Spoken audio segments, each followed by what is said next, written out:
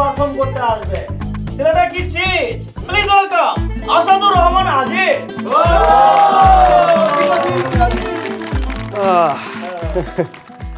সবার কি অবস্থা? ভালো। আমার অবস্থা ভালো। তো যারা মানে স্টুডেন্ট, সবাই তো স্টুডেন্ট ছিল এক সময়, মানে হচ্ছে স্কুল কলেজে সবাই তো হয়তো আপনার ব্যাক বেঞ্চার স্টুডেন্টদের দেখে থাকবেন। যারা দেখেন নাই তারা আমাকে দেখেন। আমি ছিলাম এক সময় ব্যাক বেঞ্চার স্টুডেন্ট। হ্যাঁ, আর এই ব্যাক বেঞ্চার স্টুডেন্ট হওয়া কিন্তু এত সহজ না। ব্যাক বেঞ্চার স্টুডেন্টদের সকালবেলা লেট করে ঘুম থেকে উঠে তাড়াহুড়া করে স্কুলে গিয়ে বেঞ্চ দখল করতে হয় পিছনেরটা। কিন্তু স্যার, আমাদের স্যার, সে প্রথমে আইসা ওই ব্যাক বেঞ্চারদের খুঁজে খুঁজে বের করে, এরপরে পিছনের বেঞ্চ থেকে আইনা সামনের বেঞ্চে বসায়। এই ব্যাক বেঞ্চারদের এম ইন লাইফ এটা কিন্তু ব্যতিক্রম ধরনের হয়, মানে এক একজনের এক এক রকম। যেমন ক্লাসে আমাদের টিচার এক মেয়েরা জিজ্ঞেস করছে, মেয়েরাও কিন্তু ব্যাক বেঞ্চার হয়। অনেকেই জানে না যে মেয়েরাও ব্যাক বেঞ্চার হয়। আচ্ছা, মেয়েরা জিজ্ঞেস করছে হচ্ছে তোমার এম ইন লাইফ কি? ওই মেয়ে বলতেছে আমার এম ইন লাইফ হচ্ছে আমি লেখাপড়া শেষ করে একজন শিক্ষিত মা হতে চাই। স্যার বলছে ওকে মা, অনেক সুন্দর ডিসিশন তোমার। পাশে আরো আমার ফ্রেন্ড ছিল, তারা জিজ্ঞেস করছে তুমি বড় হয়ে কি হতে চাও? আমি বড় হয়ে লেখাপড়া শেষ করে ওকে মা হওয়ার জন্য হেল্প করতে চাই।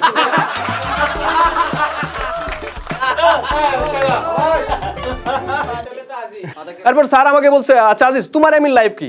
আমি বললাম আগে এম ইন লাইফের বাংলা কর। আরে বোকা, তোমার জীবনের লক্ষ্য কি? আমি বলছি স্যার আমি ডাক্তার হতে চাই। না তুমি অন্য কিছু বলো। আমি বললাম না স্যার আমি ডাক্তারই হতে চাই। কারণ তুমি চেঞ্জ করো, অন্য কিছু বলো, জীবনে তো আরো অনেক কিছু হওয়া যায়, তুমি ওগুলো বলো না একটা। আমি বললাম স্যার আমি ব্যাক বেঞ্চার স্টুডেন্ট, তাই আমার সাথে আপনি এই ধরনের ব্যবহার করতেছেন। আচ্ছা ব্যাক বেঞ্চার স্টুডেন্ট কি কখনো ডাক্তার ইঞ্জিনিয়ার হতে পারে না? আমি ডাক্তারই হবো স্যার। স্যার কইতেছে বাজান তুই বুঝতেছস না কেন, তুই আর্টসে পড়স। আমার আরেক ফ্রেন্ড, তার জিজ্ঞেস করছে তোমার এম ইন লাইফ কি? সে বলছে স্যার আমি পুলিশ অফিসার হতে চাই। সাথে সাথে আমাদের যে ব্যাক বেঞ্চার কমিউনিটি আছে সবাই দাঁড়ায় সেলুট। আর ওটাই ছিল ওর জীবনের মানে কাল। এরপর থেকে আড্ডায় ও একটু লেট করে আসলেই হ্যাঁ পুলিশ অফিসার লেট করে আসতেই পারে। এরপরে কোথাও আড্ডার সময় কেউ সিগারেট ধরাইতেছে, স্যার অনুমতি দিলে সিগারেটটা ধরাইতাম।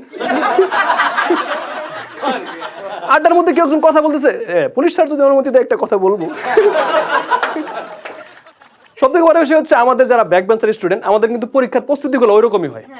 এই যেমন ধর হচ্ছে পরীক্ষার আগের দিন আমার ফ্রেন্ড আমাকে কল দিছে, কয় কিরে তোর পরীক্ষার প্রস্তুতি কেমন? অলরেডি বই শেষ, এখন রিভিশন চলতেছে।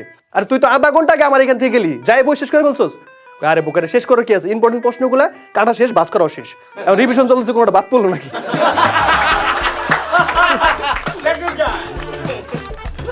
তো পরীক্ষার হলে গেছি, স্যার আমার দিকে তাকাই রয়েছে, আমিও স্যারের দিকে তাকাই রয়েছি।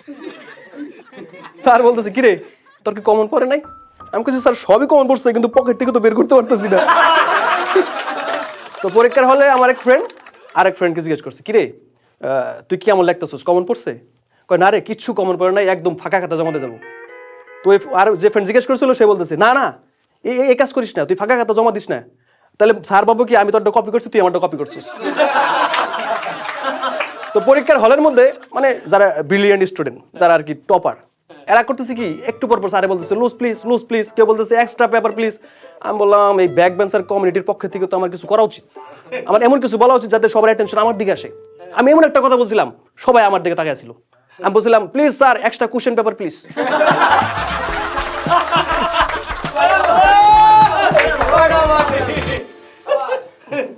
এরপর যখন নৈবিত্তিক দেখানোর টাইম আসে, আমি এক ফ্রেন্ডে বলছি আচ্ছা এই 10-এর এটা কি হবে দেখতো, বলে এটা খ হবে, মানে এত কনফিডেন্সলি বলতেছে এটা খ হবে।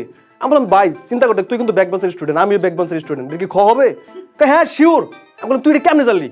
এটা তো খুবই ইজি, এটা দেখ আমি এভাবে বের করছি, এই অপু 10, 20, 30, 40, 50, 60, 70, 80, 90, 100 খ। আমি বললাম এটা পরীক্ষার হল ফাইজলামি করিস না, ফাইজলামি করো না, পরীক্ষার হলে কেউ ফাইজলামি করে না, এটা এইভাবে বের করে, তুই এটা এইভাবে বের করবি, এলাসি গাছে বেলাসি ফুল ভাবি আমার চানাচুর, দেখছো সেটা গ হবে। পরীক্ষা শেষ করে বেরোছি, বেরোয়ার পরে আমার এক বান্ধবী কান্না করতেছে। আমি বললাম তুই কান্না করছিস কেন, কি হয়েছে? কয় বন্ধু 95 আনসার করছি, সময় ছিল না, 5 ফালাই রেখে আসছি। আমি বললাম টেনশন করিস না, ওই 5ই আমি করে আসছি। আরেক বন্ধু দৌড়ে আসছে, কয় আমার প্লাস কে ঠেকায়? আমি বললাম কেমনে? কয় আরে বোকা, আমি তো তোর খাতা হুবহু কপি করছি। আমি বললাম ঠিক আছে, আমি ফেল করতে পারি কিন্তু তুই পাস পাবি শিওর। তো ক্লাসে ফিরে যাই। আবার ক্লাসে কি হয়েছিল, মানে হচ্ছে আমি, আমার এক স্যার আছে, স্যার দেখে সবাই ভয় পায়। আমি ওই স্যারের ক্লাস ফাঁকি দিয়া লুকায় লুকায় সিগারেট খেতেছি। স্যার তো পিছন দিয়ে আমার ধরে ফেলেছে, ধরে কথা, এই তুই আমার ক্লাস ফাঁকি দিয়ে সিগারেট খেতেছোস, আমার ক্লাস ফাঁকি দিয়া, একবার তুই আমার কথা চিন্তা করছ নাই? আমি বললাম স্যার আপনার কথা চিন্তা করলে কি হবে, পুরা সিগারেট তো আমারই লাগে। স্যার আমার কথা শোন, সিগারেটের প্যাকেটে কি লেখা তুই দেখাস নাই? ধূমপান স্বাস্থ্যের জন্য ক্ষতিকর। আমি বললাম স্যার লেখা থাকলেই কি, আমি তো বারবার দেখি, আমি তো সিগারেটের প্যাকেট খাই না, আমি তো সিগারেট খাই। তো ব্যাক বেঞ্চারের মানে কথা বললে তো শেষ হবে না, এটা আজকের মতো এখানে শেষ করে অন্য আরেকদিন আবার বলবো, সমস্যা নেই। হ্যাঁ, সবাই ভালো থাকবেন, সবাই ইগলস কমেডির সাথে থাকবেন। Thank you.